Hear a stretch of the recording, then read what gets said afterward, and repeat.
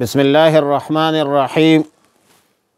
تتجافى جنوبهم عن المضاجع يدعون ربهم خوفا وطمعا ومما رزقناهم ينفقون۔ پارہ 21 سورہ الف لام میم سجدہ رکوع 2 آیت نمبر 16۔ گزشتہ آیتوں میں کفار، مشرکین، منافقین، منکرین کی شبہات کا ذکر تھا اور اس کے جوابات تھی اور تنبیہات تھی۔ پھر مخلصین مؤمنین کے خاص صفات کا ذکر، بلکہ ذکر خیر۔ اب آیات مذکورہ میں مخلصین مؤمنین کی ایک خاص صفت کا بیان ہے کہ اہل ایمان پہلو سے اپنے جو بستر ہے، اپنے بستروں سے الگ ہو جاتے ہیں اور بستروں سے اٹھ کر اللہ کے ذکر و فکر، دعا، عبادات میں مشغول اور مصروف رہتے ہیں، کیونکہ یہ لوگ اللہ کی ناراضگی اور اللہ کی عذاب سے ڈرتے ہیں اور اللہ کی رحمت اور ثواب کی امیدوار ہوتے ہیں۔ جمہور مفسرین کے نزدیک بستروں سے اٹھ کر نماز تہجد اور نوافل مراد ہے، جو سو کر اٹھنے کے بعد پڑھی جاتی ہے۔ وَهُوَ قَوْلُ الْحَسَنِ وَمُجَاہد وَمَالِكُ وَالْأَوْزَاعِي رحمہم اللہ الباری۔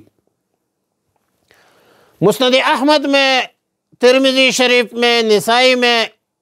حضرت معاذ بن جبل رضی اللہ تعالی عنہ سے روایت ہے کہ میں ایک مرتبہ رسول اللہ صلی اللہ علیہ وسلم کے ساتھ محو سفر پر تھا۔ ایک روز دوران سفر صبح کے وقت رسول اللہ صلی اللہ علیہ وسلم کے قریب ہوا تو میں نے عرض کیا، یا رسول اللہ صلی اللہ علیہ وسلم، مجھے کوئی ایسا عمل بتلا دیجئے جو مجھے جنت میں داخل کرے اور جہنم سے دور کر دے۔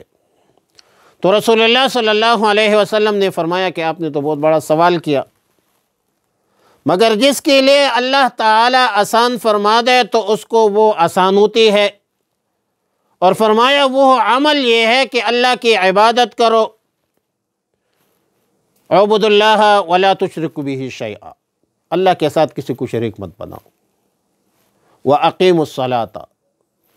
وَآتُوا الزَّکَاةَ وَصَوْمِ رَمَضَانَ وَحَجُّ الْبَیْتِ، اور پھر فرمایا کہ میں تمہیں نیکی کی ابواب بتلا دوں کہ روزہ ڈال ہے۔ روزہ ڈال ہے اللہ کے عذاب سے، صدقہ آدمی کے گناہوں کو بجھاتا ہے، الصدقۃ تطفئ المعاصی یا تطفئ البلاء ہے روایات میں۔ درمیانی شب کی نماز پڑھتے رہو، اور پھر آیات مذکورہ کی تلاوت فرمائی کہ تتجافى جنوبهم عن المضاجع۔ سیدنا ابو الدرداء رضی اللہ تعالی عنہ، حضرت قتادہ و حضرت الضحاک کا قول ہے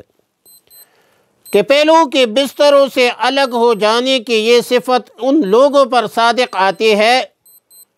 جو عشاء کی نماز باجماعت ادا کرے، پھر صبح کی نماز باجماعت پڑھے۔ اور ترمذی شریف میں سیدنا انس بن مالک رضی اللہ تعالی عنہ سے روایت ہے کہ تتجافى جنوبهم، عشاء کی نماز سے پہلے نہ سونے اور نماز عشاء باجماعت کا انتظار کرنے والوں کے بارے میں نازل ہے۔ اور بعض روایات میں ہے کہ آیات مذکورہ ان لوگوں کے متعلق بارے میں نازل ہے جو مغرب اور عشاء کے درمیان نوافل پڑھتے ہیں۔ حافظ عماد الدین ابن کثیر دیگر ائمہ تفاسیر لکھتے ہیں کہ ان سب اقوال میں کوئی تضاد نہیں ہے، سب کو متناول اور شامل ہے، لیکن معارف القرآن لکھتے ہیں، حضرت مفتی اعظم مفتی محمد شفیع صاحب رحمۃ اللہ علیہ لکھتے ہیں کہ اعلیٰ اور افضل نماز تہجد جو ہے وہ آخر شب کی ہے، اور حضرت اسماء بنت یزید رضی اللہ تعالی عنہا سے روایت ہے کہ رسول اللہ صلی اللہ علیہ وسلم نے فرمایا کہ جب اولین اور آخرین کو قیامت میں اللہ تعالی جمع فرمائیں گے تو اللہ تعالی ان کے طرف سے ایک منادی کھڑا کریں گے، وہ آواز دے گا جس کی آواز تمام مخلوقات سنیں گے، ندائے دیں گے کہ اہل محشر آج جان لے کہ اللہ کے نزدیک کون لوگ عزت اکرام اور احترام کے مستحق ہے۔ پھر فرشتہ ندا دے گا کہ وہ لوگ کھڑے ہو جائے جن کی صفت یہ تھی کہ تتجافی جنوبہم عن المضاجع، اور پھر ان لوگوں کو بغیر حساب کے جنت میں بھیج دیے جائیں گے، اور اس کے علاوہ ان لوگوں کے علاوہ تمام لوگوں کا حساب جو ہے وہ لیا جائے گا۔